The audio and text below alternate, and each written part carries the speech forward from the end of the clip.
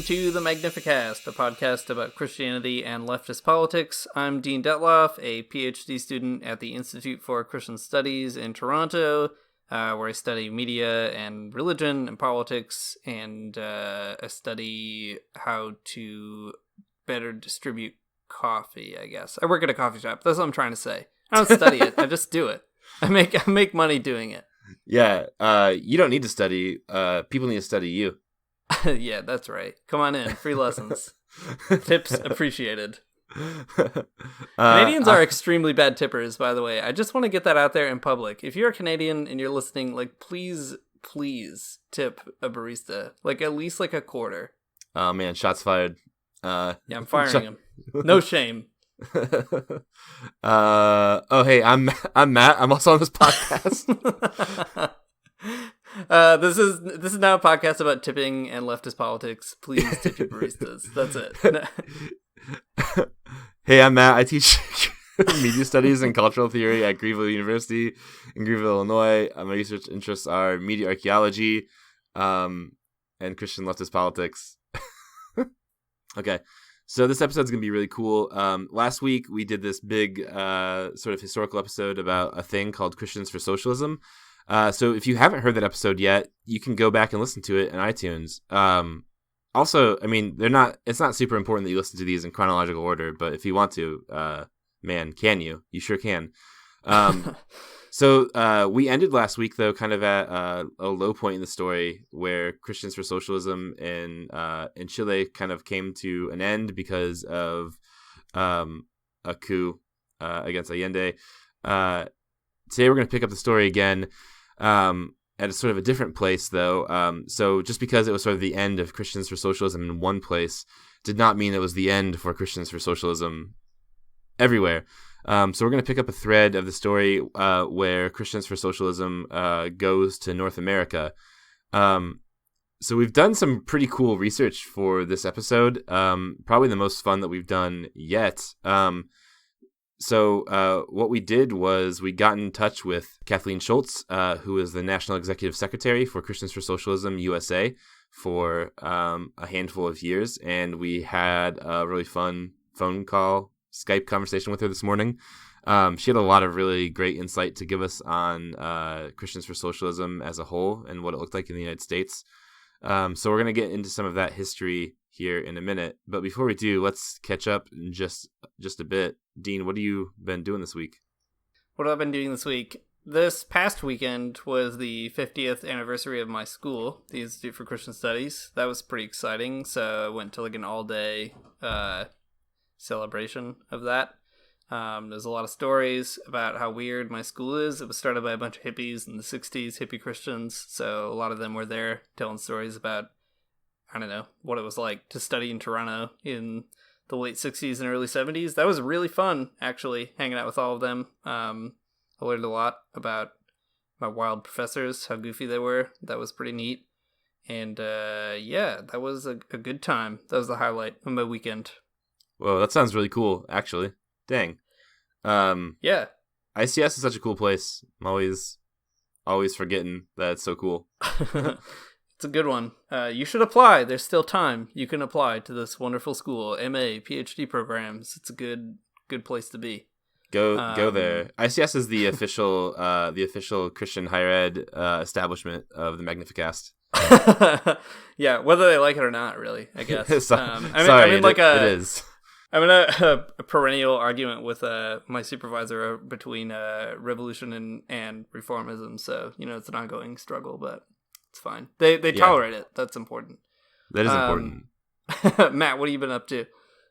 Wrapping up classes for a week. I'm really lucky and happy to have the entirety of next week off because of Thanksgiving break, which is Nice. really weird and different. Usually I don't have that much time off for Thanksgiving, but I'm Thanksgiving for that break. No, it's good. Yeah. It's weird being in Canada with no Thanksgiving, no American Thanksgiving, so enjoy it, lap it up. Yeah, when's Canadian Thanksgiving? It happened already. It happens in October. It happens before Halloween. It makes no sense. What's the tradition there? Do you people eat a turkey or something?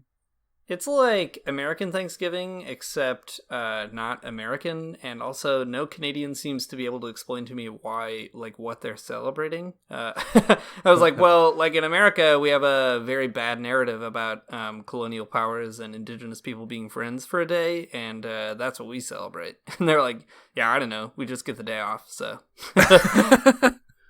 That's cool. They're probably like, I'm sure there's some national myth making thing at the bottom of it, but it seems like the people I encounter are mostly just using it as an excuse to like get together and do their thing. Yeah, well, I can appreciate that though. Just taking a day off is good. It's good enough.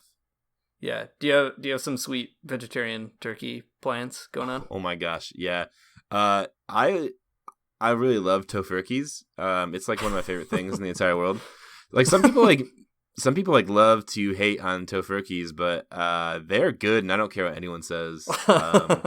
So they're like, I mean, I guess the most off-putting thing about tofurkeys though is that they're like this really weird shape.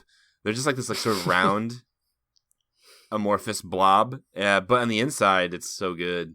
Love it. Do you have to put a little like thermometer in there and everything? No, I think you just put it in the oven. It only takes like a little bit to cook. That's good. Yeah, we bought two because we live in the middle of nowhere, and we were near a Whole Foods, and we like ran in to get a tofurkey, and we just got like all of them. Tofurkeys for days. Yeah, so we got one for Thanksgiving and one for Christmas, so we're just set. Oh, nice. Yeah, man. I guess so. Yeah, it's so good. But yeah, we're gonna go to my mom's house and hang out there and eat this tofurkey, and that's it. That's what we're doing. And I'm not gonna work for an entire week. It's the best. Yeah, that is the best. My mom's coming here for Thanksgiving, and that'll be fun because I have to work every morning. So, yeah, she's gonna pal around here in Toronto. So yeah, that sounds good. Goes. Yeah. My mom also talked to Kathleen on the phone this week. That's pretty great. So I told her funny. She's kind of like my Catholic communist grandma now, I feel like. So that's a good relationship. Yeah, it is a good relationship. Kathleen's so good. She's cool. She is very cool. How do you like that for a segue, by the way? I dripped it right in, and now I'm calling attention to it, thereby making it explicit. Yeah, you blew it. I blew it. I blew it. I'm sorry, everyone. I don't have a PhD in segues. Well, let's get into this. Let's get into this segue. Take full advantage of what we've just done here. So when we talked to Kathleen this morning, the kind of first question we asked was, how did this all kind of get started? What's the connection between Christians for Socialism in the United States and Christians for Socialism as it happened in Chile and other places in South America? And she told us kind of a wild story. Dean, do you want to recant it for us?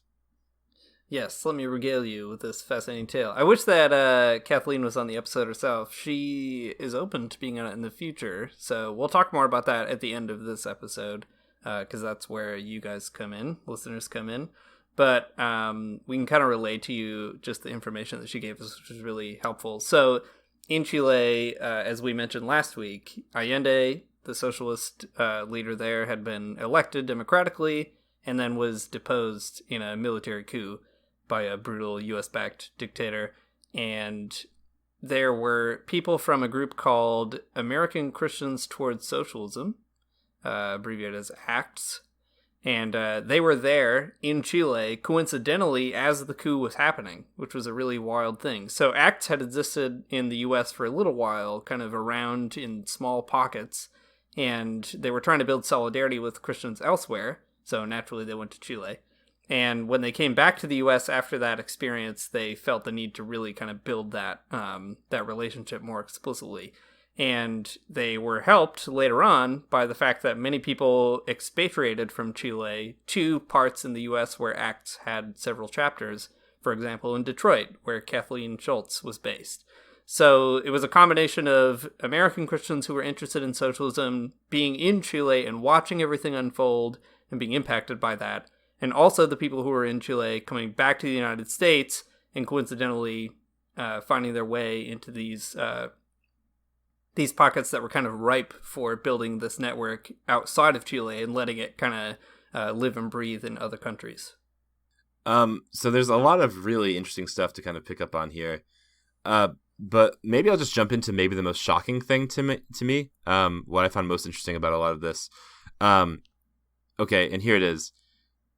In the United States, in the 1970s, there were multiple chapters of Christians for Socialism / ACTS that existed throughout the Midwest.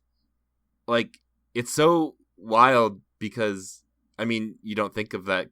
That doesn't even seem possible. But at the height, there were 11 chapters of Christians for Socialism in the United States. So there were chapters in Chicago, Detroit, D.C., Iowa, Madison, Wisconsin.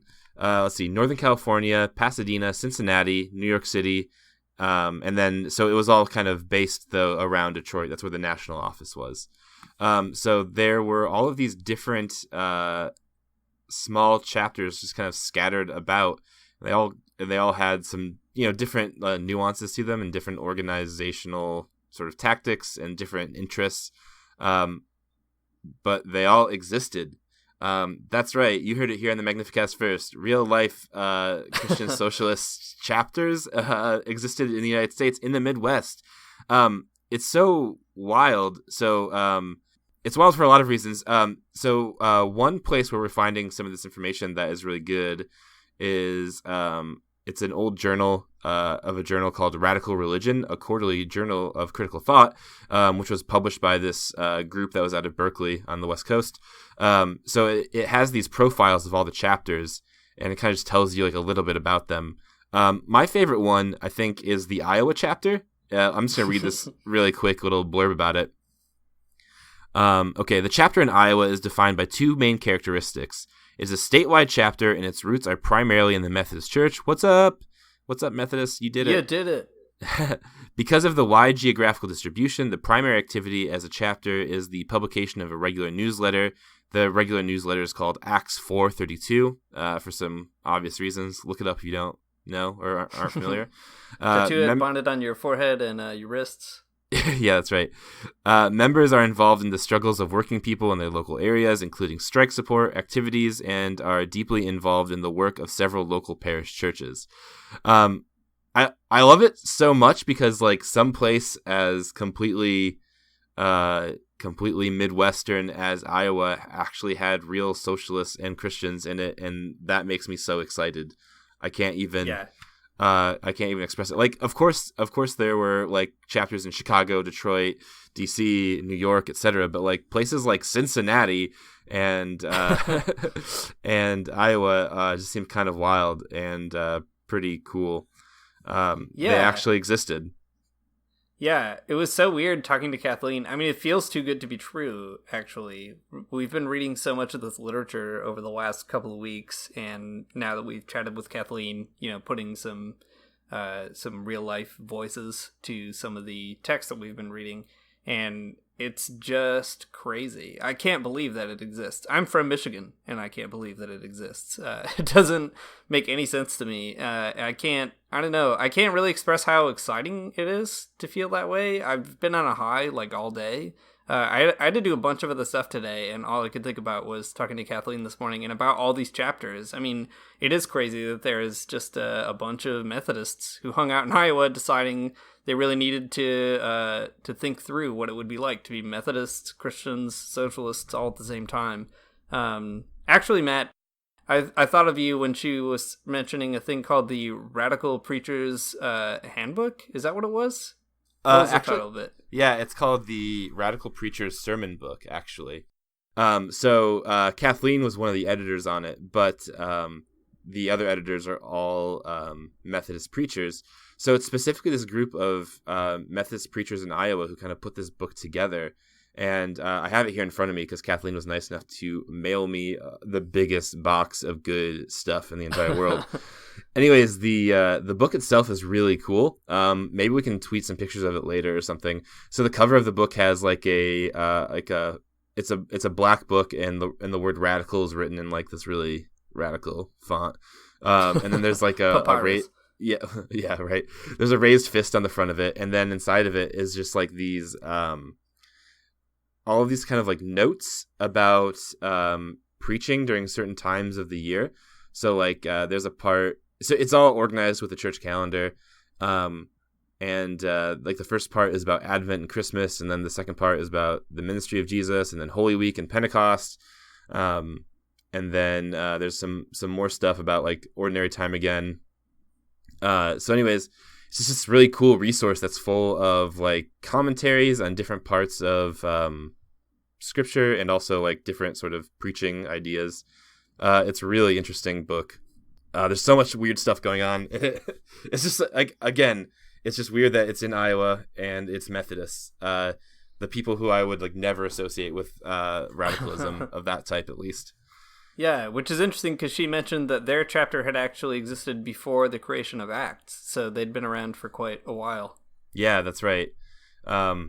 They've been doing it. Acts was, I guess, just like a platform that they could build off of.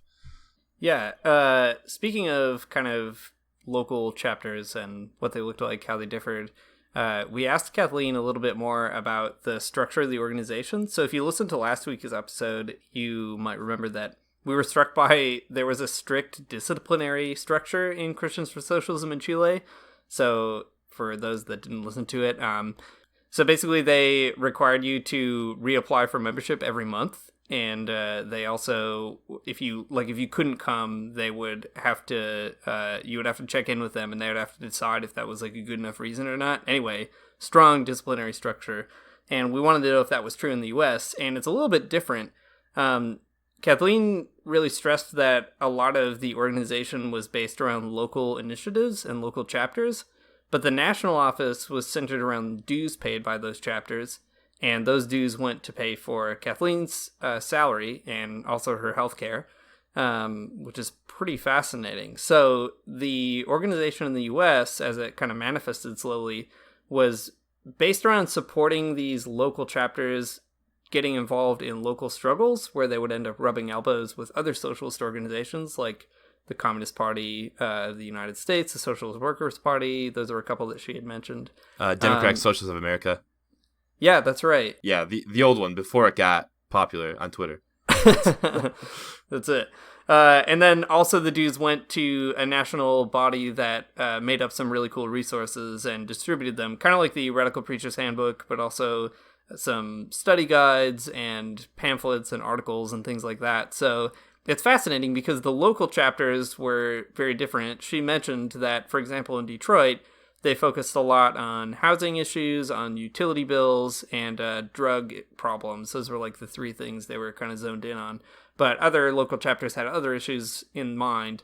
But the uniting factor, I guess, is that they pooled all these resources to kind of keep building educational materials that they could then redistribute throughout the country and through their local chapters as a way of expanding the conversation around Christianity and socialism in churches, in other kinds of associations and groups. And I thought that was a really fascinating thing. So they had been linked to Chile. That's where the kind of revolutionary angle came from. And then they found their own ways to connect that up into like real material, local, organized struggles. Yeah, one more note, I guess, on that dues money, all that good loot they were getting. So yeah, like Dean said, they put some of that money towards creating like resources for churches and resources for the local chapters. So in that big box of stuff that Kathleen sent me, there are these two manuals or handbooks, I guess you might call them, put together by a part of Christians for Socialism called the Interreligious Task Force for Social Analysis, which is, I mean, not great branding, but that's okay. It's still good. Anyways, these two manuals are really wild because they're full of really accessible, like sort of like Christian leftist articles, stuff that's like, not just about like deeper understandings of like biblical stories, like exegesis and stuff, but like actual essays that are about reading the Bible through the lens of historical materialism, essays about what a Christian option for socialism might look like, lots of information about like organizing and different sort of like liberation theology ideas. And what I really, really appreciate about them, though, is at the end of each one of those readings is like a group discussion guide. So it's like this, at the end of all the readings, there's like a thing that's like, what type of vocations did your grandparents work in? Did they like them? Like, how did they interact with the means of production? And like, these like discussion questions that are supposed to move groups towards having like a more nuanced and radical understanding of labor in the United States. And it's so cool because it's basically just like, I don't know, socialist literature for like Christian Sunday schools. It's kind of how it feels. It's really rad though. If you follow me on Twitter, you can see a lot of the pictures. I've been tweeting about it. I basically just been like, I opened the book and it's just full of these like amazing drawings and like crazy essays and lots of good stuff.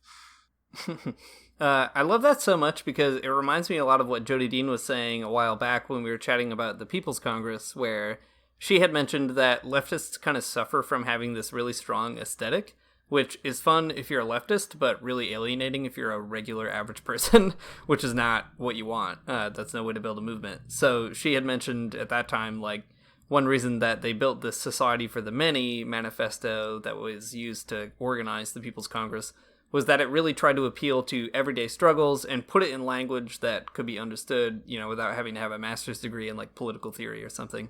Yeah. And I feel like this is kind of the same idea, right? Like asking somebody to think about what their grandparents went through in their jobs or what their parents felt in their own jobs is a really cool way of asking Christians to get in touch with labor questions that are personally meaningful to them.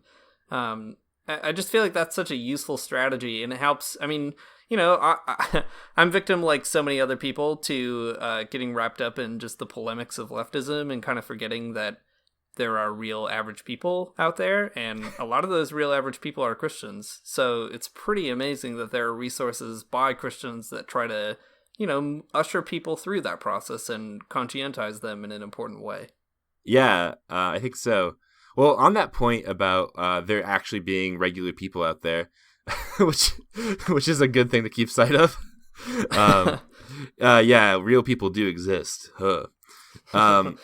There is this kind of interesting thing that Kathleen wrote that is, she just characterizes it as an analysis of the Christian left. So, right, real people do exist out there, and like Christians for Socialism wanted to find ways to like reach them. So Kathleen like employed like, I don't know, like real political theory to kind of like analyze what types of Christians exist for like a quote Christian left. And she kind of creates this taxonomy. I think this taxonomy might be helpful too for us to think about, how it plays out today for sure, but also it kind of tells you about the people who might have been orbiting around Christians for Socialism and also just people who would be participating. So I'll kind of read a little bit here and we can talk about each of them. Yeah.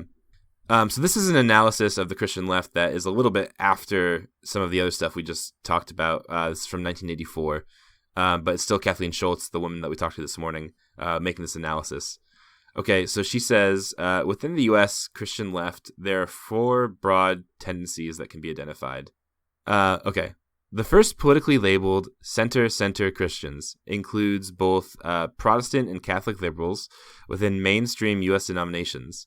This sector of concerned Christians consciously recognize the breakup of prevailing consensus and the uncertainty of the present moment, but are unable to provide creative leadership, whether theological or political, in the present period. Okay. Okay, so that's the first category, center Christians. That's a funny way of putting it, but we know the types. They still exist. Okay, the second major category is that of the center-left Christians, whose activity is based in anti-capitalist critique within a social democratic framework, while still heavily oriented towards official structures of the traditional party type and the official church channels and teaching. These Christians seek to develop a left program from within them. Politically, this means within the Democratic Party, political action committees of the labor bureaucracy, and other organizational expressions of the liberal progressive coalition within the black minority and women's communities. Okay, we also know these types of folks too. They still exist. The center-left Christians. These are people who like read Sojourners and I don't know, are big Shane Claiborne fans, I suppose. Maybe not. Maybe Shane Claiborne. That's maybe mischaracterization, but. You know, he's probably a little further left, maybe. Yeah, maybe like another step. We'll give you that one, Shane. You can have that one for free. You can. It's fine. Okay. Oh, sorry. And the center left Christian also, it's important to note that it is explicitly anti-communist. Yeah, that's right. Worth noting. Okay. The third one is she just calls the Christian left. They are the socially committed and have begun a more thoroughgoing critique of capitalism and have begun to develop an alternative ecclesial and theological awareness. However, they are unable to project alternatives ideologically, organizationally, or programmatically. Their activity, in the main, takes the form of prophetic denunciation with symbolic resistance. Okay, so maybe that's more of a Shane Claiborne kind of way. Yeah, I don't know. 100%. Well, she goes on to talk about that specific group as she says, as Christians, a strong lifestyle emphasis in their social commitment can easily translate into a new piety and a practical anarchism, which often pervades their critique and practice. Right. Yeah. So it's good, but it's about lifestyle politics, I think, not organization. A final category is that of the politically committed Christians, characterized primarily by revolutionary left practice and socialist political commitment. For tactical and strategic reasons, given the fact and nature of repression in the United States, this commitment may not always be public. While often finding their voice and perspective greatly marginalized within churches, they orient their practice both politically and in relation to churches and the religious field through the use of Marxist analysis. They work to develop a stronger materialist reading of the Bible and a more developed critique of the role of churches and of the Christian sector within capitalism. Okay, I'm going to read a little bit more because it's just really good. These Christians are widely active in the anti-intervention / anti-imperialist movement, as well as on many other fronts described earlier. Their analysis of issues and the role of the churches, along with their organizational capacity, gives this sector an influence disproportionate to their numbers, but important for the information, analysis, and leadership needed in broader coalitions in which all sectors of the Christian left are engaged. Okay, so I read all of this because it kind of gives you a feel for like the types of Christians who are orbiting Christians for Socialism and who like are kind of involved in the Christian left broadly or less so. So those four categories I think are kind of instructive in thinking through maybe the different placeholders for Christians on the left generally, from liberals all the way to people who are actually Marxists. You can see sort of like a little bit of diversity in the ways that they hang there. I guess the important note here, though, is that really the people who are involved in Christians for Socialists, though, are, I guess, probably anyone from like center left to the radical Marxists, and probably erring more on the side of the Marxist Christians specifically. But what strikes me, though, is like those kind of categories still work pretty well today. I don't think that there's much of a difference actually between Christian left, except that maybe the hard left, the Christians making materialist analyses of situations probably exist less so than they did during the height of Christians for Socialism. Yeah, or at least they're not organized quite as readily or handily as they might have been back then. Yeah, that's right. Yeah, it's pretty wild. I feel like the taxonomy definitely holds up, and it's useful as a way of thinking through. I mean, we've struggled over the course of this podcast, I think, to kind of sort these categories out in implicit ways. So it's nice to have them made explicit. I really think it's important that Kathleen in particular tries to cordon off all these things so you can kind of see them more clearly. Like revolutionary socialists, for example, are not doing the same thing that, say, the Catholic worker is doing, which isn't to say that it's a bad thing, but it's just a different way of thinking through how Christians should be politically engaged. And it's fascinating that Christians for Socialism really took up, it seems like, a pretty intentional stance, having been influenced by the revolutionary socialist moment in Chile and trying to think through what that might mean in a place like the United States. So in addition to the United States, though, one interesting thing is that Christians for Socialism in North America also expanded to Canada, and there's a lot of dialogue between those two countries, which is very important, I think, because people don't often think of Canada as a place in need of radical socialist movements, not in sort of common discourse anyway. And specifically, it showed up a lot in Quebec, and Quebec has a strong history of Christian and Marxist dialogue. There's a lot of good stuff going on there. We mentioned Gregory Baum died a while back, and he was a very important figure in this whole thing. He was kind of a Christians for Socialist Quebec type of guy. Totally worth checking out if you haven't yet. But anyhow, the Christians for Socialists had their first international meeting in Quebec in 1975, very shortly after the coup in Chile. And there's a pretty important document that came out in a journal called Social Scientist, and it came out in English, which is also extremely helpful. And in that, they come up with a sort of general statement where they articulate their vision of capitalism, which they view as a transnational problem. They also talk through liberation and what that might look like in a real kind of socialist paradigm. And then they close the document talking through what people of faith might bring to that and how they might understand these struggles in their own kinds of language. They talk about building a people's church. They talk about practicing faith. They talk about what they call, I think the most fascinating thing I saw was what they call a twofold fidelity. So fidelity to the church, they say, and fidelity to the people. So I don't know. That just seems like quite the paradigm to build a movement around. Yeah, for sure. Here's a weird question. I don't know the answer to it. Maybe it's not a great question to ask right now. So the People's Church, though, is an idea that I really like. There's another pamphlet we can talk about, I think, some other time that Kathleen gave us called Seeds of a People's Church.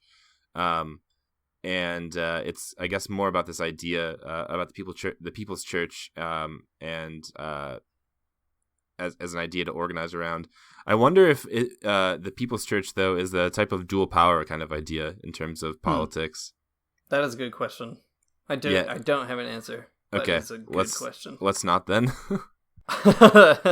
But I think it's worth asking, actually, and it's worth looking at this particular movement as maybe like an experiment in dual power, like Christians for Socialism in particular. The dual power stuff, if you also haven't listened to the episode we did with George Chigarella-Mar, that's what kind of got us thinking more about this. And there's a lot that happened in Venezuela, for example, places that George was looking at where dual power did take on a kind of theological hue. And I don't think it's too unreasonable to assume that there's something like that happening, maybe in ambition, if not necessarily in actual material realization in terms of Christians for Socialism. I mean, maybe that's putting it too strongly, but it seems like the case. Yeah. On the one hand, Christians for Socialism goes to pretty great lengths to explain that they are neither a political party or a church, but at the same time, maybe it's not like maybe it's not dual power in the sense of like building another church, but it definitely is building a different type of polity. Yeah, that's right. And like a different kind of like appropriation of symbols. That's like a big theme throughout the sort of literature that we're kind of seeing here, is that like taking back the symbols of Christianity to mean something more revolutionary and more anti-capitalist has been like a huge part of like sort of the exercise here. For example, I mean, there are tons of different examples of this happening in the literature that we are reading, but I think there's a sort of explicit thing going on where they're always trying to take a Christian symbol and kind of turn it in a way. So, for example, in there's one essay that I think is pretty noteworthy that I liked a lot. The essay is called "Singing the Magnificat with the Poor" by J. Russell Chandran, who's I guess an Indian scholar, is what he's talking about here. So he's talking about the Magnificat and using that as a symbol sort of for resistance to global capitalism and imperialism.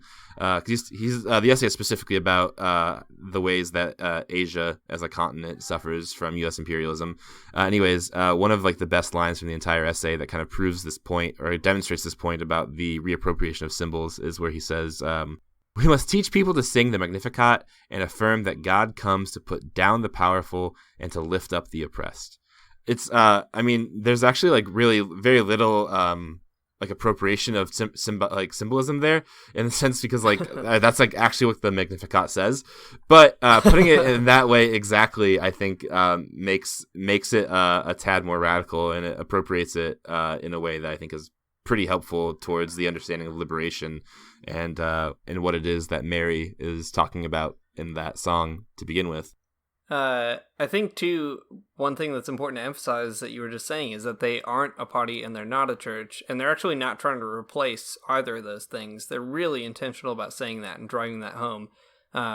They are trying to be faithful to both of those impulses, the church and the parties that the various members are involved with, in a pluralistic kind of way. And I think that reappropriation of symbols is such a good way of negotiating that difference, right? Because they're trying to find a way of bringing their world together, both these symbolic worlds, both a kind of leftist symbolism and a Christian symbolism. And this goes back to one thing we talked about last week, too, that there's one way you can look at Christians for Socialism, which is to see it as a kind of cynical appropriation by the left of, a very powerful cultural expression like Christianity, and just a way of using people's faith or something to promote an alien agenda. But it's actually much more importantly authentic than that. Like, these are Christians who think that by virtue of their Christianity, they should participate in organized leftist politics, and vice versa. As leftists, they feel like their faith actually has something to inform their praxis. So that use of symbols just seems like such a good example of how those things come together. Yeah, I think so. More on that point, I suppose. Okay, in the Radical Religion Journal I mentioned earlier, Kathleen has written kind of like a history of Christians for Socialism and sort of some of its development. And man, there's a lot going on. The minutia of which probably isn't sort of the best thing for a podcast. But there is some like really good and really interesting ideas that we can kind of draw out here. So one of the things that I really appreciated about this history is that it also lists not only sort of like when which conference happened and when which Christians for Socialism delegation went to Cuba, even though that's super cool. They also just note sort of the theological orientation that is backing up a lot of Christians for Socialism. So, for example, Kathleen writes that Christians for Socialism seek to make their concrete commitments and struggles for a new society the center of the reflection, practice, communication, and celebration of their faith in Christ. So this point here, I think, is echoing what you just said, Dean, that like this is not, a cynical appropriation so that like they can, dirty communists can somehow like gain a foothold in the United States, but it's like an actual expression of their faith, and it's like authentic, and you can't just like chalk it up to it's like Soviet propaganda or something. Yeah, exactly. Yeah. And even further, though, Christians for Socialism begins to reread the Bible from within a class-based commitment. They hear God's word and its subversive power, challenging the exploitative and dominating structures of the global capitalist order, the middle-class captivity of the churches, and the ideologies of submission present in the Christian doctrinal and ethical teachings. So even here, you see that like sort of like openness, I guess, to actually dealing with the Bible in some different ways through different hermeneutics that I think that we can really appreciate. I also really like this phrase about the middle-class captivity of churches. And I think that's still a pretty relevant idea where churches are rarely churches for the poor. Something that we've seen throughout the history of like the social gospel in the United States. Even when we talked to Heath Carter, that was like kind of a reoccurring theme, that these churches in Chicago were always churches for the rich and rarely for the poor, only marginally sometimes. Right. I think too, it confirms, I feel like this is like inadvertently becoming like a clipsha, Magnificast clipsha, but I was thinking about the time, we've mentioned this before, but when we talked with Derek about Herbert McCabe, and McCabe mentions this concept about the new Reformation. If there's going to be a new Reformation, he says it's going to happen along class lines, because doctrinal differences are not nearly as important as they once were in the sort of first Reformation 500 years ago. And I think it's appropriate to look at this movement as something like that. I mean, there's a real ecumenical basis, right? So Methodists and Catholics can produce a sermon book together, because it isn't really what they believe about the nature of the church necessarily that separates them, so much as what they believe about the injustice of the working class exploitation that is uniting them. or the injustice of that exploitation that's uniting them. And I think that's a really fascinating thing to see this as a kind of reformational moment, right? They're critiquing middle-class Christianity, and they're viewing this as a way of trying to move the church to a different paradigm, a different kind of framework. And that seems to confirm, I think, McCabe's right sort of identification of if there was going to be another Reformation, it would happen along these kinds of justice lines. Yeah, that's an interesting way to think of it, actually. One kind of interesting difference, though, is that, well, okay, I mean, Reformation, I mean, taking the word literally doesn't mean anything necessarily negative, right? It's just a reformation. But in the history of the church, the Reformation is usually looked upon as something like, pretty negative. At least, I mean, if you're Catholic, it's negative. I guess if you're Protestant, it's like very cool. I don't know. But, right, it's like the idea that like the Reformation, in terms of like Luther's Reformation, is one that is like schismatic. Whereas this one is actually the opposite. It is a Reformation that is unifying, in the sense that it's like pushing Christians who ought not necessarily be together. So that's something that's interesting. That's right. I like that. Christian I wish that unity. I was a theologian. Yeah, I know. I wish I was a theologian so I could think about that, but I can't. So someone else can think about that. Yeah, I mean, I guess you could argue that it is actually divisive because it's socialist or whatever, but wrong. But that's actually a wrong opinion. Yeah, you're wrong. One other fascinating thing that we've learned in this research is so Christians for Socialism naturally organizes around working class politics. That shouldn't be too surprising. And you might also not be surprised to find out that working class politics sometimes leaves out other forms of oppression, like sexism, like racism, etc. So one fascinating thing about this movement is they held a conference in Detroit, or at least they participated in a conference in Detroit called Theology in the Americas. There were two of them. The first one was mostly based around kind of a class liberationist issue. The second one, however, was mostly intentionally led by people of color and non-traditionally white male authority figures. And it's pretty fascinating. There are some reports that you can find. There are a lot of documents that have been collected from that particular conference. People like James Cone were there, Cornel West was there, of course Kathleen was also there, and a variety of other folks. But I think that's really fascinating too, because Christians for Socialism was actually really intentionally trying to move away from a class-only or class-reductive stance toward leftist politics. And I feel like that sort of stems from them being involved in theological conversation. Liberation theology, I think to its benefit, has these multiple streams of liberation going on. It's not just class, it's a variety of things that Christians need to kind of work on to be liberated from and to liberate others from. And I thought that was such a cool thing to learn, that people had intervened to try to steer Christians for Socialism away from losing sight of those multiple lines of oppression. And, I don't know exactly how successful they were at doing that or not, but it's pretty neat that they tried really hard.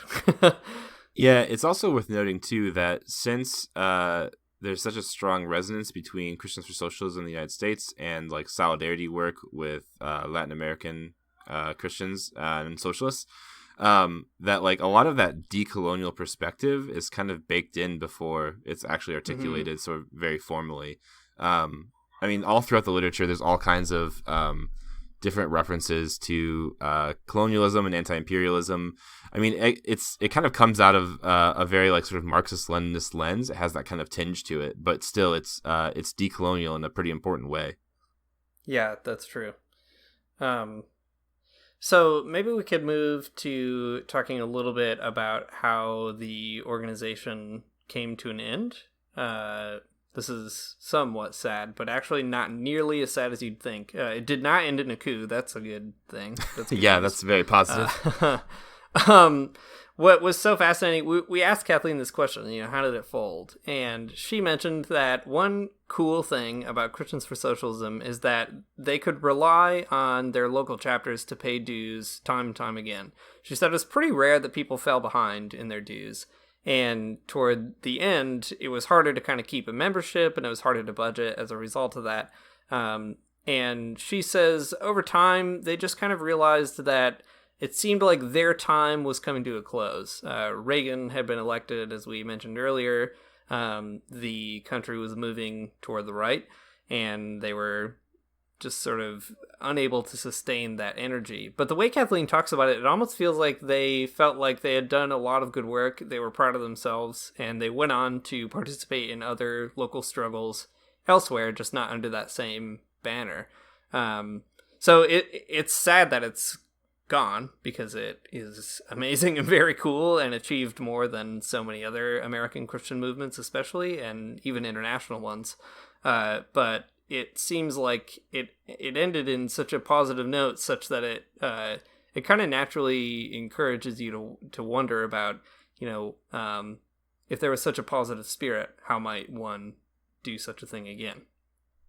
Yeah, I think that's a pretty interesting idea to start playing with.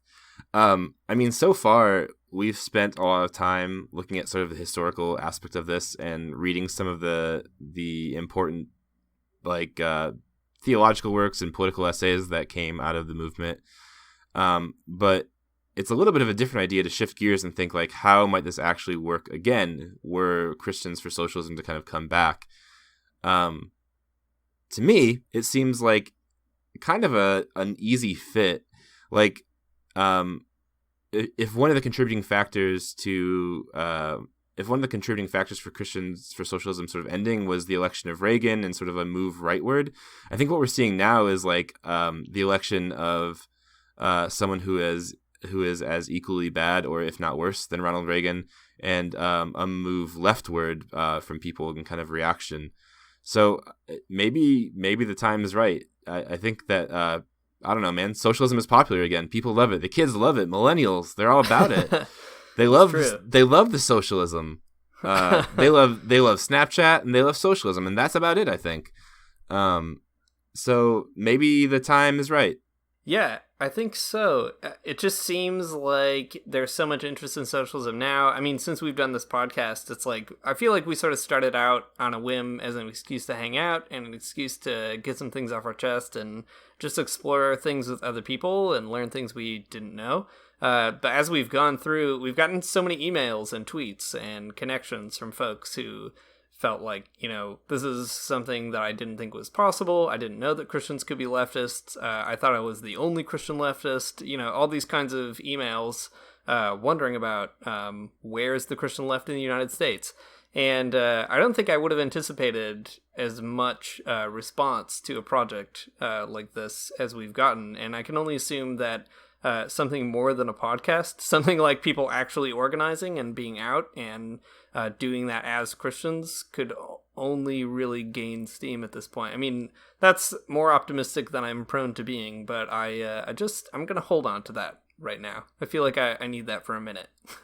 Yeah. When we first started doing this, I thought like, oh man, this is going to be one of those really niche podcasts that are just like, like 5 people listen to, and like one of them is like maybe your mom or something. But I don't know, man. We have almost 1,000 Twitter followers who are saying something a little bit different to us, that maybe there's something more here. So I don't know what that something more is or what it looks like. But maybe we collectively can think through it. Yeah, I mean, we've got a box of books. We have a box of pamphlets now. That's pretty good. We have emails. We've got emails with Kathleen. We've got her phone number. We're going to try to get her on. And maybe we can just keep imagining for a little while together what it would be like to start something like this over again. I mentioned at the beginning of the episode that there is an opportunity to have Kathleen on the podcast. And one thing that Matt and I thought would be interesting is if folks could maybe like email us or tweet us questions that you might have for Kathleen, we could put those together and send them to her and see if she would be interested in answering those on the show. It just seems like an opportunity to learn from somebody who's been in it. I mean, she's a nun, so she's a very Christian lady. But she's also a socialist. She was the president of Christians for Socialism, or the secretary, for like a decade. So it's like, we might as well ask people who've already done it. Yeah, there's no point in reinventing the wheel here. Like, it seems like there's a wheel that already works. We just need to like stand that wheel up again. I don't know. This analogy is not going anywhere for me. But the wheel exists, man. The wheel is there. We've all got to get in the hamster wheel of socialism and just roll it together. That's right. Okay, so maybe this is what we should do. Okay, so as we're wrapping this up, if you guys are out there and you're listening to this and you're feeling in any way energized or motivated by this idea of Christians for Socialism, just like tweet us at what you think this looks like. What are the issues that Christians for Socialism could organize around? What does Christians for Socialism look like in 2017? How popular would it be? I don't know. Other things as well. Tell us what your thoughts are, what your feels are. So yeah, hopefully in the future we'll be able to get Kathleen back and we'll chat with her soon. We are going to return to like our regularly scheduled programming, I guess, try to find some guests that we can have on, and it won't just be us talking all the time, reading articles and relaying them to folks. But this was just like a very important digression for us. I feel like it was a good way to imagine what it would be like to do something concretely, positively, to build something different. And it's something that we're imagining and thinking through, and it's something that I think would be greatly helped by a variety of other kinds of Christians, other kinds of socialists also thinking it through. So yeah, we may not do like another episode immediately, but maybe down the line, and hopefully as things pan out, it will all become clearer, more materially real.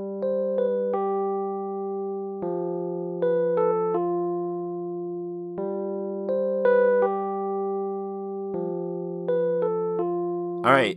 Thanks for listening to the Magnificast. Hopefully this episode energized you enough to get at us on Twitter. Follow us on Twitter at the Magnificast. Send us all your thoughts and tweets about Christians for Socialism for sure. Make sure you follow us or whatever on SoundCloud. Like and review us on iTunes. And if you're feeling especially charitable, give us some money on Patreon. That's really nice. That's a nice thing to do. Okay, cool. So here's the Illogical Spoon to play us out.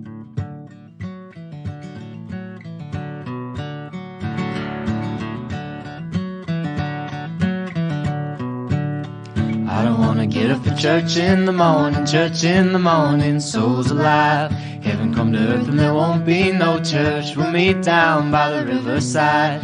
There we'll swim with all creation. Never get tired, never bored. Don't worry, someday there'll be no dam between us and our Lord.